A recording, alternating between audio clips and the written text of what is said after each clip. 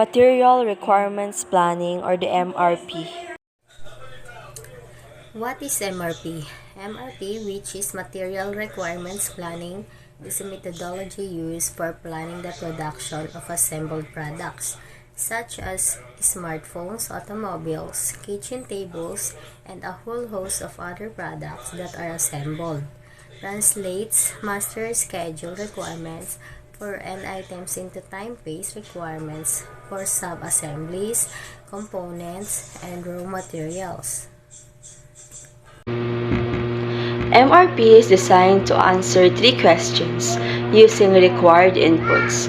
The MRP calculates what materials are needed, how much is needed to complete a build, and exactly when materials are needed in the build process.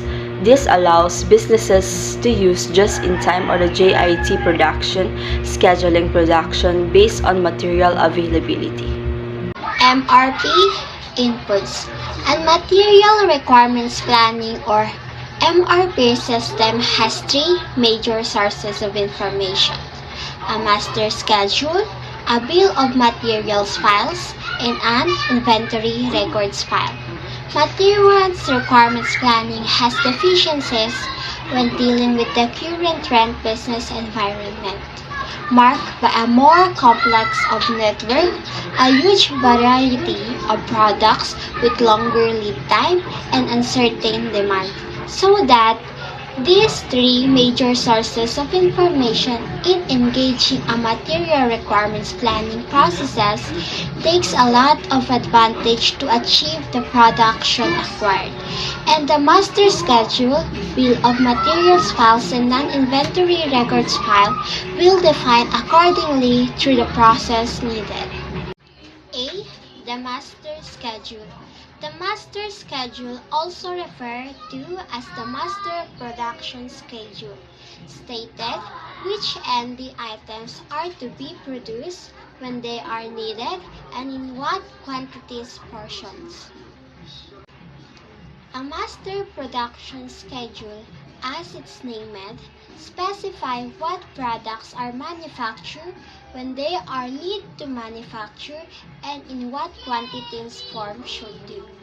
A master production schedule is a dynamic plan that can be altered in response to variation in capacity or in demand requirements.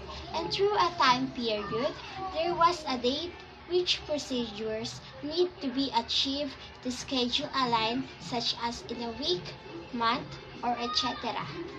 Master schedule contains quantities from a variety of sources, such as customer orders from warehouse, projection, and requests to increase seasonal inventories.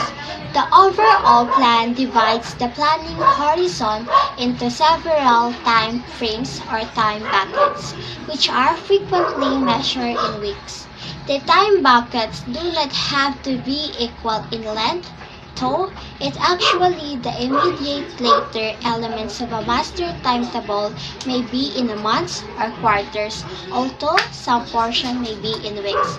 Plans for such further off times are typically less firm than those for immediate needs.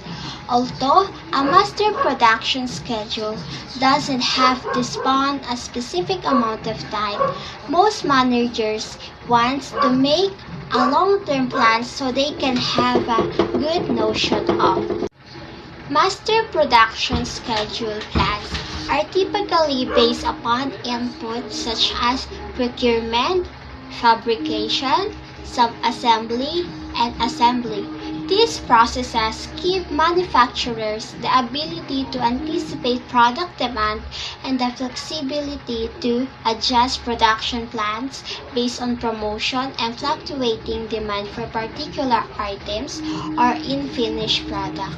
A master production schedule is the link between planning and manufacturing, being used as the basis for calculating the capacity and the resources required to fulfill the production plan's example is in time period framework. B. The Bill of Materials. A Bill of Materials or BOM contains a listing of all assemblies, sub-assemblies, parts, bill and raw materials that are needed to produce one unit of a finished product. Thus, each finished product has its own bill of materials. A bill of materials or BOM is a detailed document about parts, components, assemblies, and different materials needed to make a product.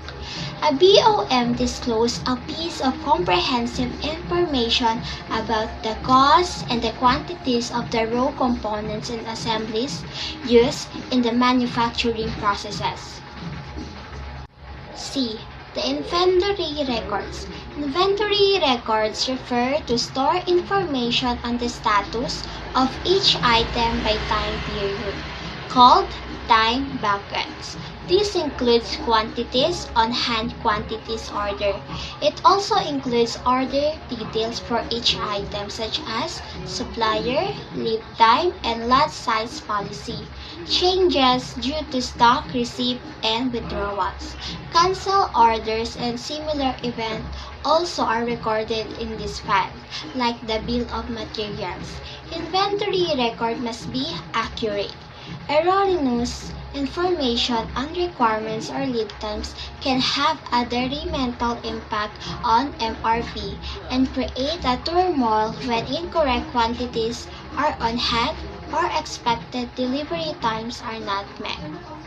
Materials requirements planning is the system most companies use to track and manage all of these dependencies and to calculate the number of items needed by the dates specified in the master production schedule. To put in another way, MRP or Materials Requirement Planning is an inventory management and control system for ordering and tracking the items needed to make a product. MRP outputs. May dalawang uri ng reports sa MRP outputs. Ito ang primary reports at secondary reports. Ang primary reports ay naglalaman ng pagpaplano at pagkontrol sa produksyon at inventaryo. Karaniwang kasama sa mga itong sumusunod. Number 1, planned orders. Ito ang schedule na nagsasaad ng halaga o gaano karami at timing ng mga orders sa hinaharap. Number 2, order releases. Ito ang pagpapahintulot sa pagpapatupad ng mga nakaplanong orders. Number 3, changes sa planned orders. Ito ay ang pagbabago ng mga nakaplanong order, kabilang dito ang pagbabago ng takdang petsa, dami ng order at pagkansela ng mga orders. Sa secondary report naman, kabilang ang performance, control, and planning and exceptions. Kabilang dito ang mga sumusunod. Number 1, performance control reports evaluate system operations. Tinutulungan nito ang mga manager sa pamamagitan ng pagsukat ng paglihis sa mga plano, kabilang mga hindi nahatid na deliveries o hindi nakuha, at kawalan ng stock sa pamamagitan ng pagbibigay ng informasyon na maaaring magamit sa pagsuri ng cost performance. Number 2, planning reports are useful in forecasting future inventory. Ang planning reports ay nakakatulong sa paghuhula o pagtataya ng kinakailangang inventaryo sa hinaharap. Kabilang dito ang purchase commitment at iba pang data na maaaring magamit upang masuri o malaman ang kinakailangang materyales sa hinaharap. Number 3, exception reports call attention to major discrepancies. Ang exception reports ay tumatawag ng pansin sa mga malalaki o pangunahing pagkakaiba tulad ng pagiging late, overdue ng mga order, labis na mga scrap rate, mga error o mali sa pag-uulat, at mga kinakailangan para sa mga hindi umiiral na bahagi. MRP in services. MRP has applications in services, and it may involve material goods that form a part of the product service package, or they may involve mainly service components. An example of a product service package is a food catering service. Benefits of MRP. It gives power to managers to easily determine the quantities of every component for a given order size. And there are 5 more benefits. Number 1 is low levels of in-process inventories due to an exact matching of supply to demand. Number 2 is the ability to keep track of materials requirements.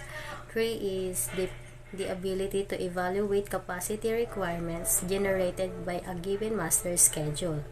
4, a means of allocating production time.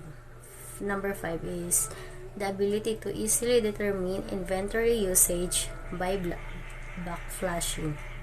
Backflashing is a term used to describe a process that takes an item after it has been produced, but before it is finished. Backflashing is not issued until production has been reported. In order to accomplish and operate an effective MRP system, it is important to have these three requirements, and these are the 1. A computer and the necessary software programs to handle computations and maintain records. 2. Accurate and up-to-date, and that is the three major sources of information belongs in here. A is the master schedules, B is bills of materials, C is inventory records, 3 is integrity of file data. MRP2. Ang MRP ay binuo bilang paraan para sa manufacturing companies upang makalkula ng mas tiyak kung ano ang mga materyales na kailangan upang makagawa ng isang produkto at kung kailan at gaano karaming materyales ang kailangan. Ang MRP2 ay nagbago o mas develop mula sa MRP dahil kinailangan ng mga manggagawa ng additional needs para sa pagmamanufaktura. Binalawak ng MRP2 ang saklaw ng pagpaplano ng mga materyales upang maisama ang kapasidad ng pagplano ng mga kailangan at masama ang ibang functional areas ng organisasyon, tulad ng marketing at finance sa pagpaplano ng proseso. ERP or Enterprise Report Planning refers to the software system that allows to connect all parts of a business organization. The purpose of this was to share information, keep inventory at a high level, predict future stock needs, and many more. ERP in services. ERP is a comprehensive service business software solution that enables you to resource your business and manage service delivery. An ERP system enables complete transparency and high-quality planning when scheduling service projects. Operation strategy is basically a system wherein an organization implements to achieve growth, mission, and its long-term goals.